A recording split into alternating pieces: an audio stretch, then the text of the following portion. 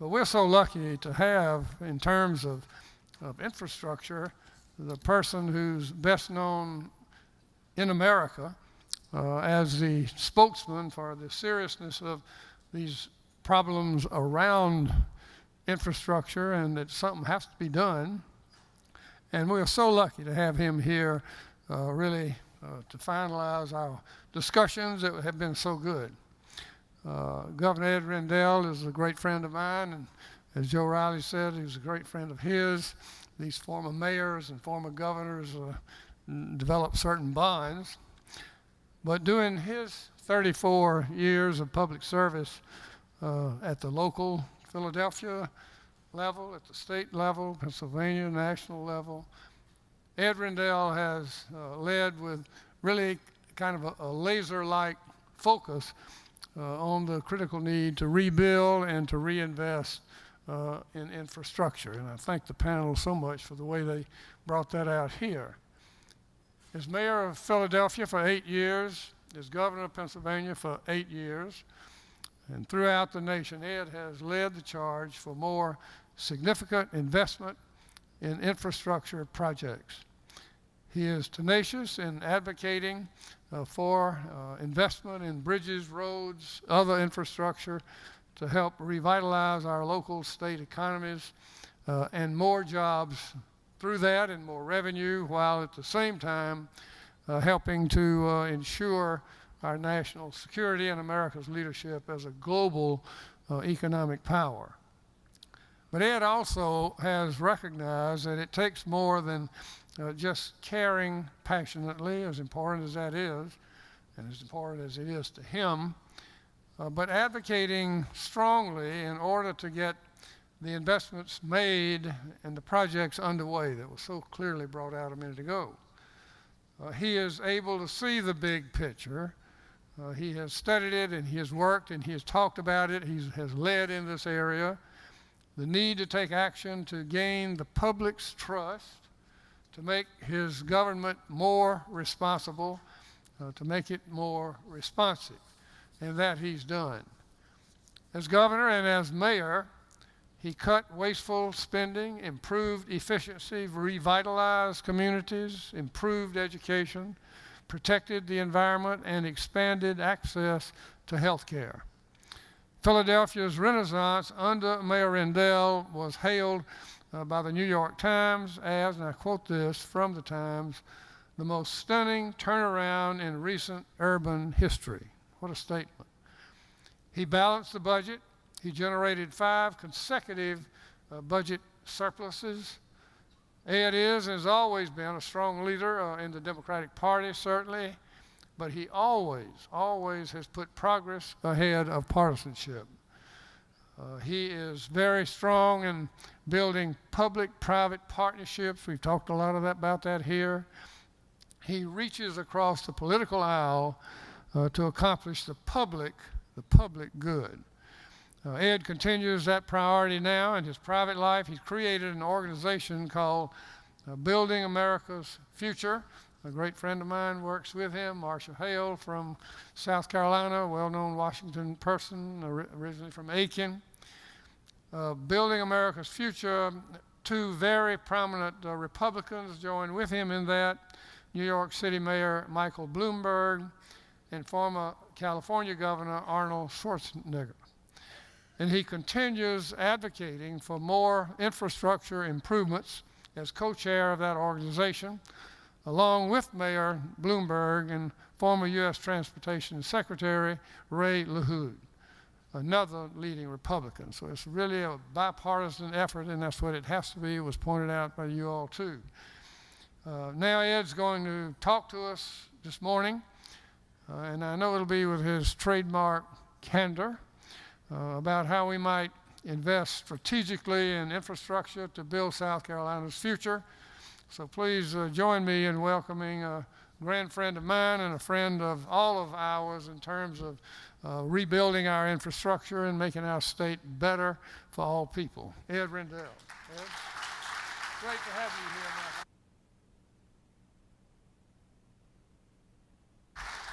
Good morning, everyone.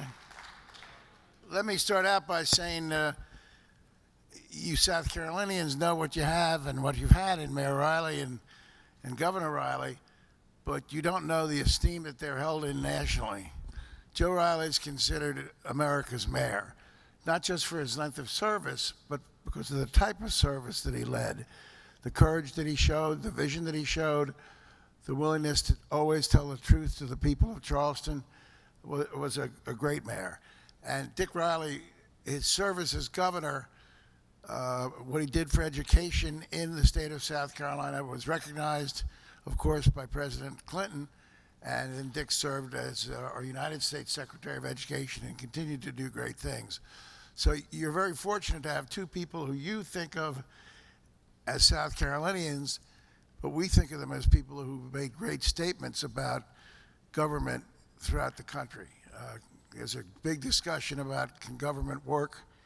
I always say to people, you want to know if government can work, go see what Joe Riley's done in 40 years in Charleston, and go see what Dick Riley did with education, not only as governor, but as Secretary of Education. So it's an honor to be here.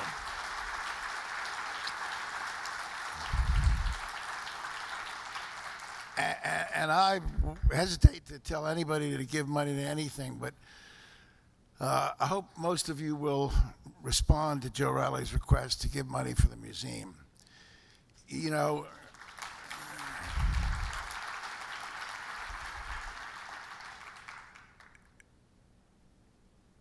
I happen to be Jewish, and I grew up born in America, and throughout my life, both in my political career and just my ordinary life, I've felt very little prejudice for being a Jew. And when I started to learn about the Holocaust, it didn't seem real to me. How could that happen? How could people put 6 million human beings in ovens and kill them for the mere fact that they worshiped a separate religion?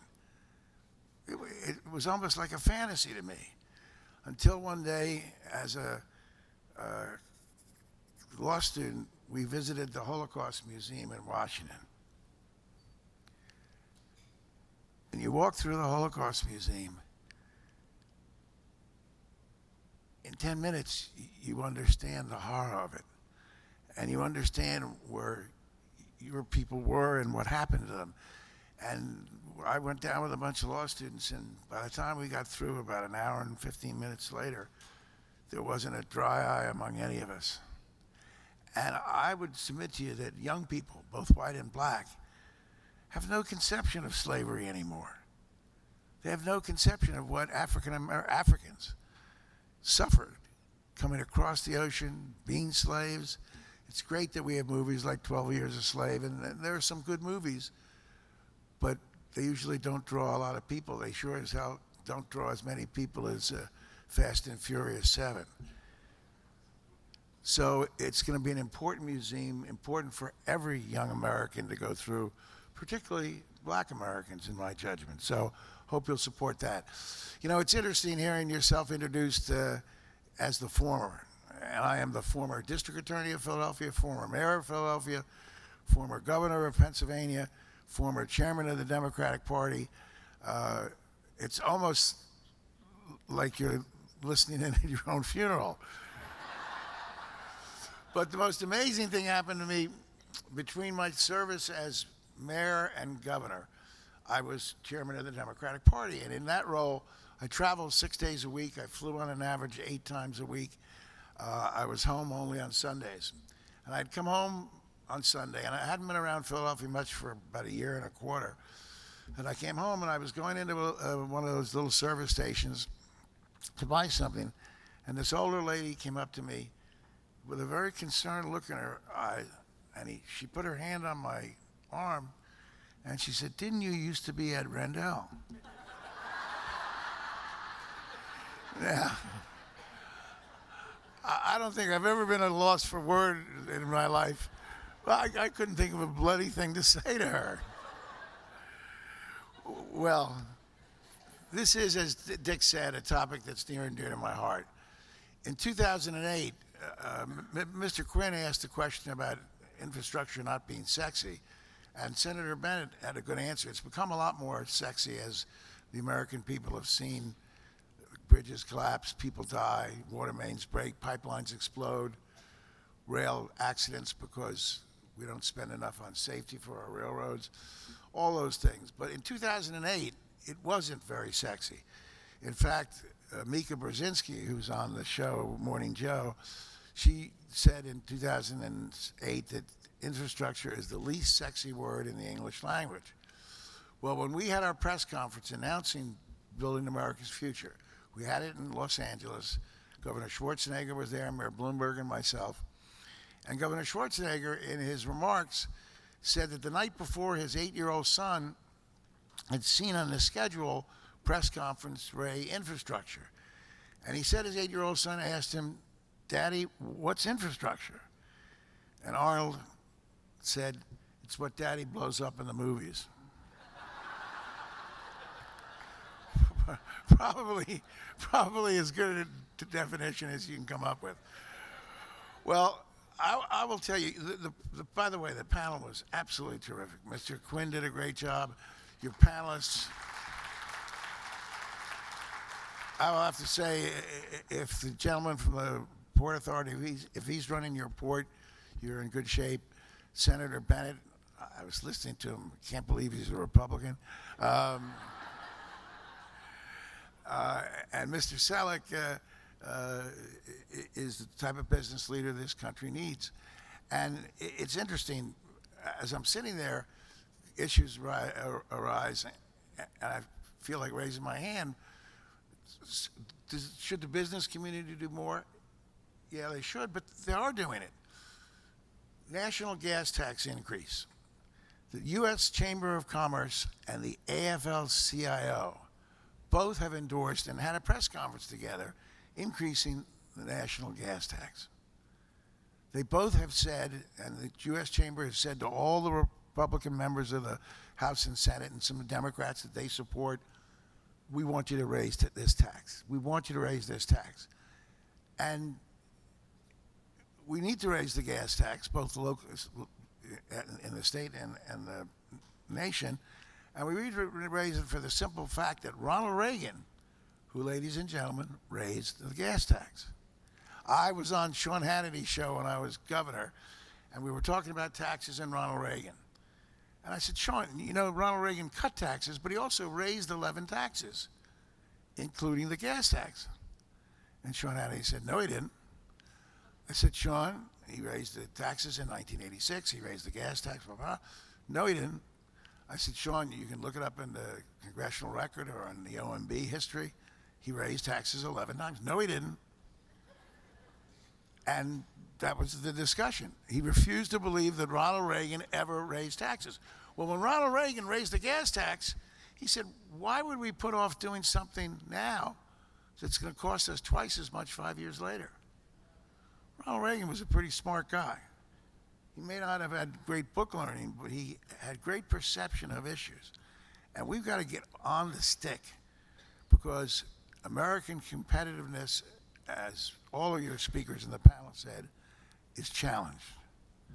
We have to do our job in investing in our future. You know, the interesting thing is, I always look back and figure out why, try to figure out why people are unwilling to invest in infrastructure. Infrastructure has 4 distinct benefits. One, it improves our public safety. How many pipelines have to blow up and kill people? How many railroad accidents do we have to have? How many bridges have to collapse? We were talking a little bit about the delay in building, how long it takes to build projects. Well, when that Minnesota bridge collapsed, President Bush called the Secretary of Transportation and said, "I want that bridge rebuilt in a year." It took 9 months to rebuild the bridge. Under normal federal regs, it would have taken 4 years. We did it in 9 months. The only good news about the FAST Act, the act that extended funding for roads and bridges and all sorts of transportation for 5 years, was the FAST Act does get rid of a lot of regulations that were unnecessary and shortens the time period for other regulations. It's a step in the right direction. But in essence, good infrastructure improves public safety. It improves your quality of life. You don't sit in traffic forever. You don't sit on the tarmac forever. If we had next generation air traffic control system, it would cut down waiting time on American airports dramatically. So it improves public safety, it improves quality of life, it improves economic competitiveness. You heard that from the gentleman from the port, you heard that from Mr. Selleck. Absolutely impactful in making us more competitive. And the American infrastructure is in big trouble.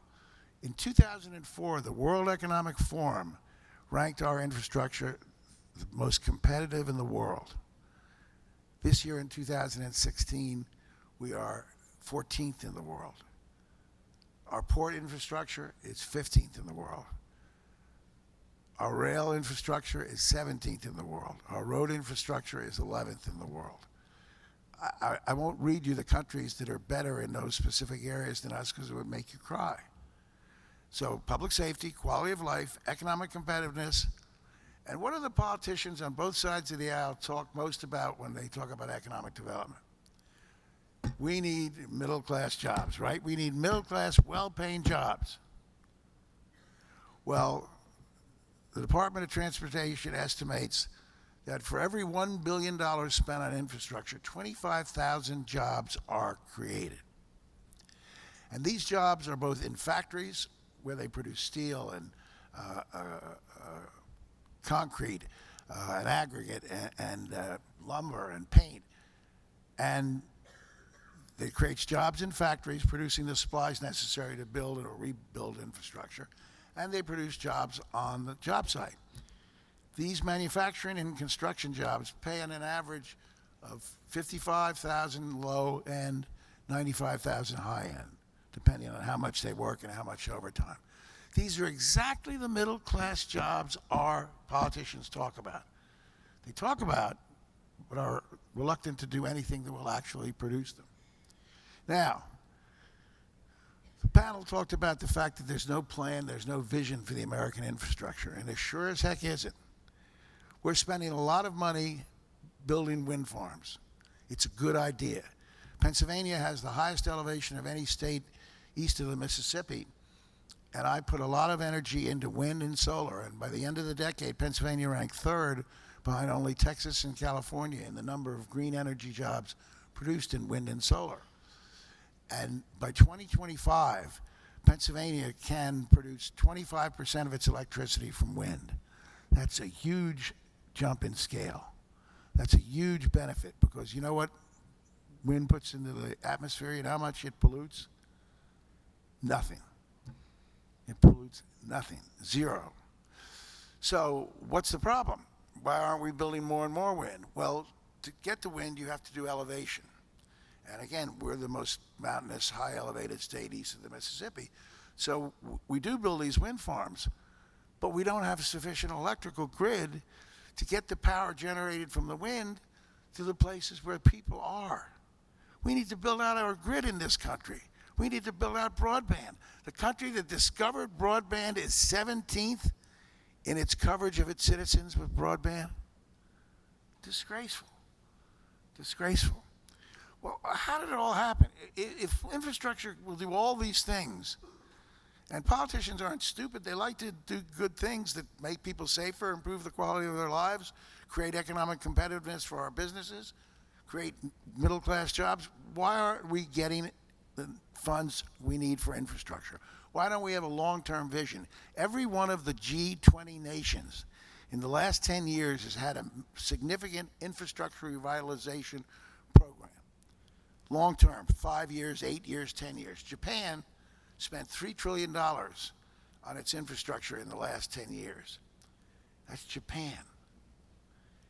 The American Society of Civil Engineers estimates that to repair the infrastructure, they gave the American infrastructure, they do a rating every 5 years, a D+, and to make it fair, to get it up to C+, B-, we'd have to spend $200 billion a year more over the next 8 years than the money that's already in the pipeline. Building America's Future, in a report that we issued, Falling Apart, Falling Behind, said basically the same thing. We need a $2 trillion 10-year infrastructure revitalization program, and it should be planned out, not just hodgepodge. It shouldn't be left up to whim or earmarks as to what we're going to do. We should invest that money in the things that will make us most competitive, will keep us safe, will improve our quality of life, and create the most jobs. We haven't had a comprehensive infrastructure program in this country since Dwight Eisenhower did the interstate highway system in the mid-50s. Not since then. 65 years, we haven't had a comprehensive infrastructure program. And before they passed the FAST Act, do you know Congress did 33 short-term, 6 months, 8 months, 9 months, 12 months extensions of the Highway Trust Fund? 33 times they kicked the can down the road. Well, we, the advocates for infrastructure, we have to do, and Mr. Quinn asked a very good question, what can we do to convince the American people? Well, we talk about the 4 things that it will do, but then talked about something that we call in Building America's Future, the cost of doing nothing. You know, we always compute the cost of doing something. If we raise the federal gas tax, and there's a bill in the Senate sponsored by a Democratic senator from Connecticut, Senator Murphy, and a Republican senator from Tennessee, Bob Corker, who's a dyed-in-the-wool conservative, but a very reasonable, moderate conservative, that would raise the gas tax 10 cents a gallon and index it to the consumer price index. Bob Corker couldn't get one Republican to co-sign, to co-sponsor, not one. It's a good bill. It's easy. 10 cents a gallon for the average American who drives 12,000 miles an hour and has a car that gets 22 miles a gallon would cost about $125 a year, about $10 a month. The Texas Transportation Institute, not exactly a left-leaning organization, Texas Transportation Institute estimates that the average American pays over $800 a year in the cost of doing nothing, in gasoline that's wasted sitting in traffic, in damage to cars. You have, where's Mr. Selleck? What does one Michelin tire cost retail? I know it varies a little bit. A lot, right? So if your car blows a tire because it hits a pothole, which is an experience that almost every American has almost on a yearly basis. Maybe not down here, but if you live in the north where we've got the problems with the winter and the changes in the roads and the damage that snow and ice and salt and all those things do to roads, it costs $300 maybe. If you blow out $600. The cost of doing nothing is greater than the cost of doing what we need to do. And we have to convince people. But in the end, and I forget who said it in the panel, but in the end, it involves our legislators and our executives taking risks. Taking risks. And I would submit to you that the risk of raising revenue for something like this isn't as great as you think. It isn't as great as you think. In Pennsylvania, after I left as governor, a Republican, a good Republican by the name of Tom Corbett was elected governor, and the Republicans controlled, as they did during my time as governor, both the House and the Senate. Red state, we're not normally thought of as a red state, but we were as red as you could be in Harrisburg. Governor Corbett decided we needed to do something about infrastructure. He essentially did what I wanted to do, a massive long-term infrastructure investment program. To finance it, he didn't raise the gas tax. He raised the oil company franchise tax, which is a fancy way of politicians saying, I didn't raise the gas tax. Of course, the oil companies pass it right on to you at the pump. In 5 years, it will increase Pennsylvania's gas tax by 28 cents, making us the second most expensive gas tax in the country, behind only California.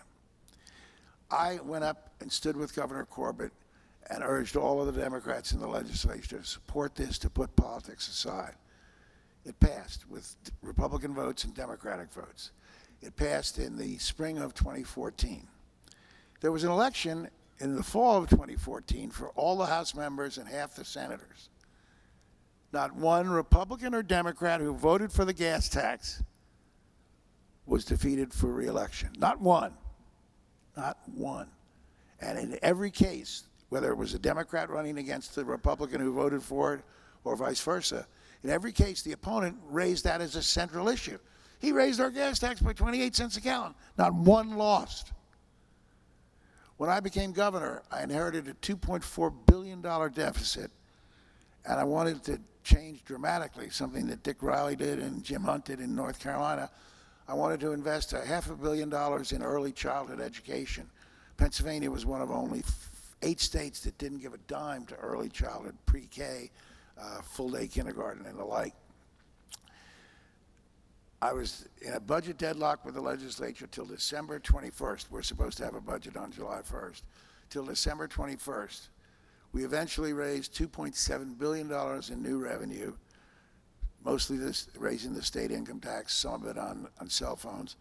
And it was the second largest tax increase in Pennsylvania's history. No governor had ever raised taxes in his first term before. 3 years later, I was reelected by a margin of 21 points in a state that is a purple state, who elects Democrats, elects Republicans, very, very swing state, by 21 points, because we delivered on things. People saw their youngest daughter going to full-day kindergarten and reading much faster than their other 2 daughters had, who only went to half-day kindergarten. People saw economic development. They saw rail spurs being built, which enabled businesses to come into industrial parks.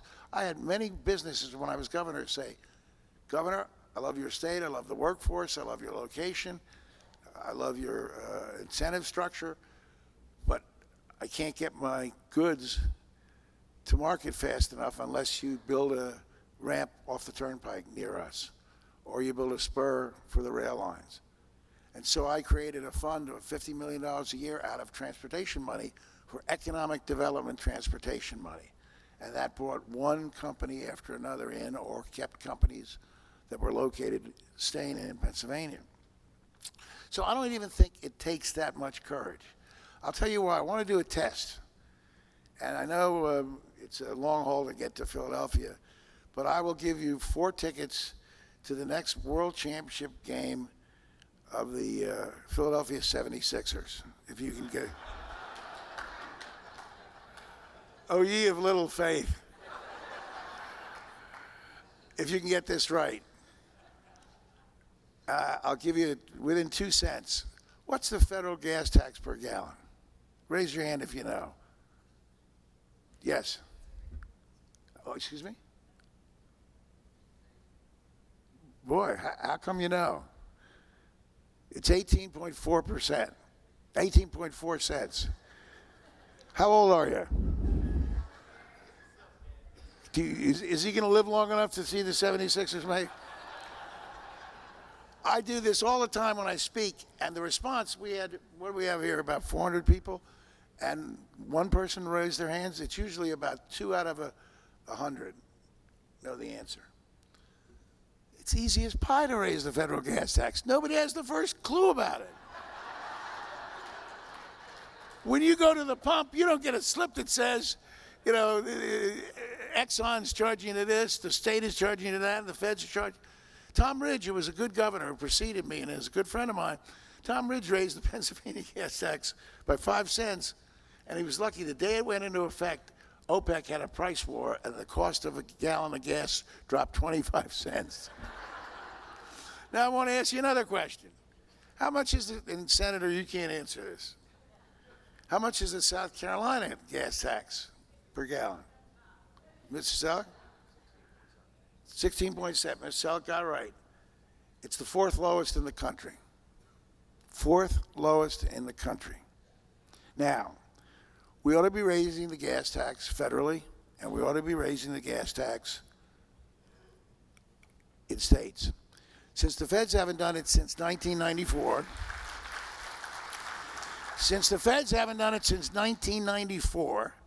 states are starting to step up. In the last 2 years, 16 states have done it, and 12 are thinking of doing it.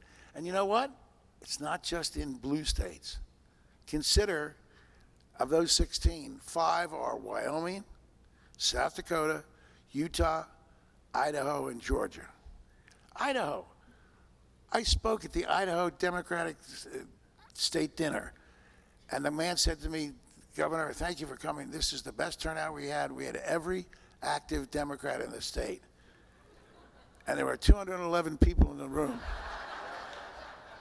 There are more active Democrats on one floor of a high-rise in Philadelphia than there were, and the Idaho dinner was in a place called Moscow. But in any event, 5 red states, 5 red state governors, red state senators, red state legislators had the courage to do it. It isn't that tough, but even if it were tough,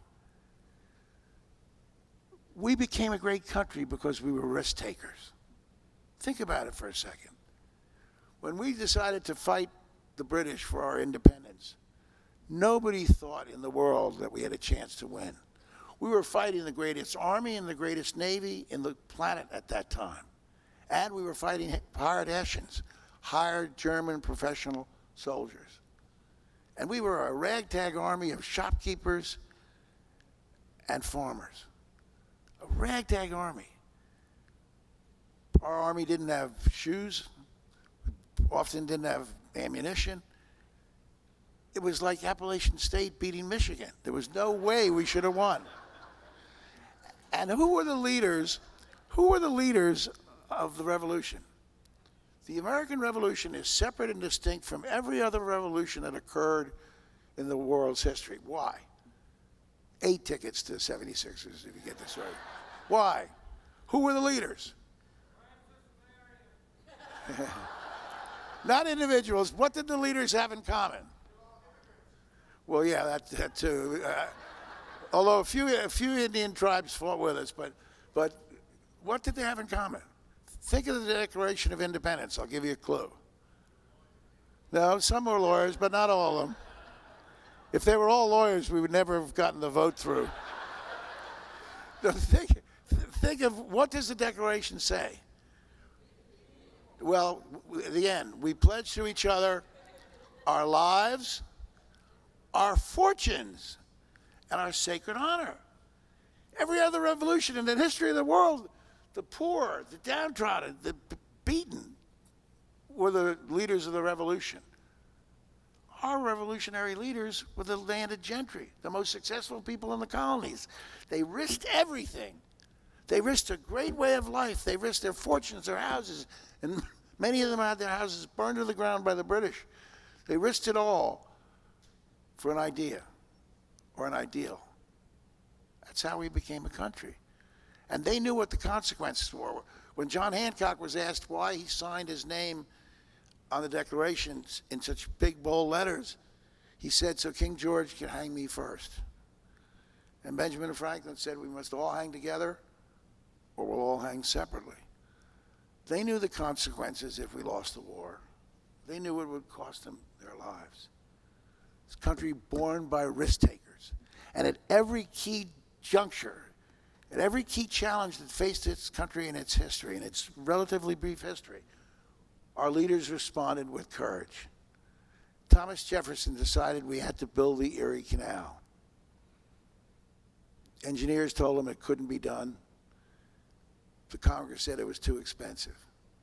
But Thomas Jefferson knew if we were ever going to open up the middle of the country to commerce, we needed to build the Erie Canal. He did it. Abraham Lincoln built the transatlantic railroad system. Do you think he was a little busy prosecuting the Civil War, trying to keep the nation together and then after bring it together? And yet he knew that we had to have some transportation system from coast to coast. As I said, Dwight Eisenhower, conservative Republican, understood the value of having an interstate highway system. All those things cost money. All those things were risks. We built the Hoover Dam. We built the Golden Gate Bridge. We built the most amazing things in the world. American technology did everything. And we had a spirit in this country that we knew that there wasn't a challenge tough enough that we couldn't handle. We had that pioneer frontier spirit. It's going to be tough. We can do it. You know, Jack Kennedy, I grew up in my college years, Jack Kennedy was our president, and people idolized Jack Kennedy, and he was a great speech maker. And he had some of the most florid and poignant parts of speeches of any politician you ever heard. Of course, the famous one, ask not what your country can do for you, ask what you can do for your country. But the speech that Jack Kennedy made that I liked the best was when the Russians launched a satellite into space, and everyone was panicking. The Russians were going to beat us into space. They were going to control space, and they were going to get a military advantage of it. Jack Kennedy announced that we were going to put a man on the moon at the end of the decade, before the end of the decade. That was in '62. We were going to put a man on the moon in 7 years. He never lived to see it, but we did. And he said that day, we do these things not because they're easy. We do them because they're hard. We've stopped doing difficult things. We've become, and I wrote a book, and my publisher titled it this way because I'd said it once before, we've become a nation of wusses. It's not political ideology that paralyzes us. It's the fact that our elected officials, and I'm sure Senator Bennett is an exception, don't have the courage to take risks anymore. A congressman from Ohio told me if we had a secret ballot on the gas tax in the Congress, Governor, it would get 80% of the Congress voting for it and about 90 votes in the Senate. But we don't do a secret ballot. Anybody ever heard of Grover Nordquist? Anybody ever seen Grover Nordquist? Grover Nordquist has terrified the American political scene. He's got people in state legislatures, in Congress signing a no revenue pledge. No matter what happens, there'll be no revenue. Never cast a vote for revenue. It got so bad, he had terrified people so badly that when the trust fund legislation, the Highway Trust Fund, sunsetted, the Republican leadership had to go to Grover to get his okay for voting to keep it to reenact it at the same price level. That Grover wouldn't consider that a tax increase and wouldn't put out a bulletin saying they voted for a tax increase. The leader of the Senate, the leader of the House, had to visit Grover Nordquist. Now, have you ever seen Grover Nordquist? He's not a very impressive guy. I mean, I don't want to get into the small height, big hands discussion. We'll leave that for our Republican friends. But he's a little guy. It's like the Wizard of Oz. Do you remember what happened in the Wizard of Oz when they finally got to see the wizard? He was a schlub. He didn't scare anybody.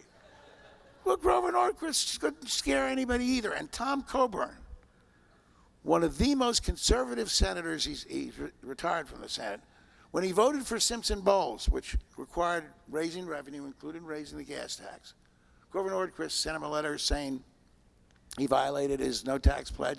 Tom Coburn had signed it when he was a candidate. And Tom Coburn told him essentially, go stuff it. No pledge is as important as this country's future. And he's right. We are the greatest country in the world, but we are severely challenged. And the only way we can meet those challenges is with leaders willing to do difficult things. I don't believe if you explain it to the American people, it's all that difficult. But let's assume it is. One of the books that Jack Kennedy wrote was called Profiles in Courage. And it was about politicians who risked their careers making difficult votes. And there were many examples. There was one, a Republican senator who voted not to impeach Andrew Johnson, the president who took office after Lincoln, not to impeach him. His vote would have impeached him in the Senate. He didn't think that he'd done anything that warranted impeachment. And he lost his next election, and he never ran for anything ever again. John Quincy Adams was a senator from Massachusetts, and he voted on a trade bill against Massachusetts' interests, but a trade bill that would help Massachusetts in the long run and was good for the United States.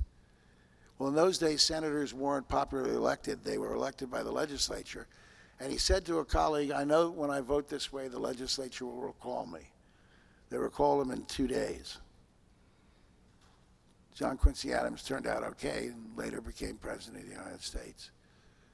So we need leaders who are strong, who are willing to take risks. We don't have a lot of them. And it's our job as citizens to empower them, to say it's okay. Like the Chamber has said to the Congress, it's okay to raise the gas tax. We're not going to beat you up. In fact, we're going to commend you for it. It's okay. We're not dumb. Politicians think people are so much dumber than they are.